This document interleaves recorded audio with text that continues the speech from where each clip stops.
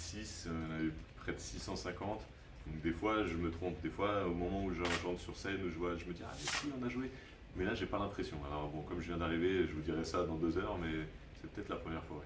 Enfin, c'est avant tout un vrai concert. Quand je dis un vrai concert, c'est-à-dire que c'est très musical. Peut-être certains encore ont une image de ce que je fais avec peu de musique. Voilà, non, c'est très très musical. J'ai 3 musiciens sur scène. J'ai même aussi un peu en renfort, un peu de programmation électronique.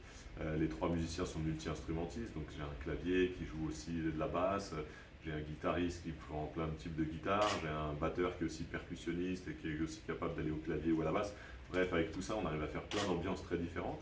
Donc il y a des moments plutôt doux, avec voilà, des musiques assez intimistes, et puis il y a des autres moments, évidemment, quand on voit beaucoup plus de son et d'énergie, et souvent voilà, on finit les concerts avec le public debout. C'est un concert quand même assez rythmé, assez festif, où souvent ça finit debout et tout le monde chante un peu et danse ensemble. Et en même temps, c'est aussi un concert où je parle beaucoup au public. Donc voilà, j'aime bien qu'un concert ce soit pas juste une succession de titres comme sur un album. Là, je suis vraiment sur scène en face des gens. Donc du coup, j'en profite pour leur raconter le pourquoi du comment de tel ou tel texte. Et puis je les fais participer un petit peu. C'est un moment assez convivial, quoi. Le public participe un petit peu. Et puis il y a du slam, comme vous dites, c'est-à-dire que je scande mes textes, mais il y a aussi des moments un peu plus chantés, parce que c'est la première tournée où je chante un peu plus.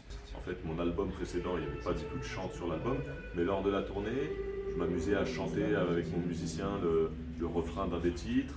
Ensuite, je reprenais une chanson de Renaud qui s'appelle La Médaille, où je slamais les 2-3 premiers couplets, et puis je chantonnais le dernier.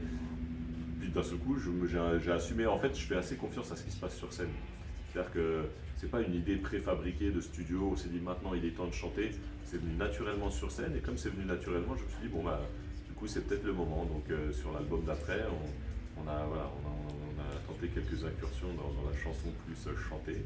Alors je continuerai toujours de scander, de dire mes textes, ça restera toujours mon truc, mais c'est vrai que c'est sympa aussi d'avoir des passages comme ça, d'entendre le public qui chante un refrain avec toi.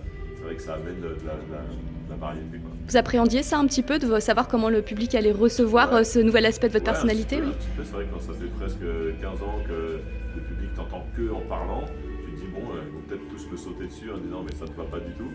Bah, écoutez, ça se passe plutôt bien. Déjà sur l'album, j'avais des beaux commentaires. Sur scène, ça passe bien. Donc voilà, l'évolution est plutôt assumée de mon côté. Il y a beaucoup de projets slam dont on me fait part. Et du coup, je reçois des témoignages de la France entière, de collèges, de lycées, d'écoles primaires. On me demande d'intervenir, ou alors on me demande des contacts de slameurs, parce qu'il y a énormément de slam à l'école. Du coup, nous, il y a 2-3 ans, avec le ministère de l'Éducation nationale, on a monté un projet qui s'appelle Slam à l'école, justement, qui propose à tous les profs qui veulent se servir du slam une espèce de petite méthodologie. Et voilà, on a créé un site internet avec des petites pastilles vidéo, avec une petite méthode qui fait que n'importe quel prof de français, de musique, de je ne sais quoi, qui veut se servir du slam comme ressource pédagogique, il peut le faire en s'aidant de ce site Slam à l'école.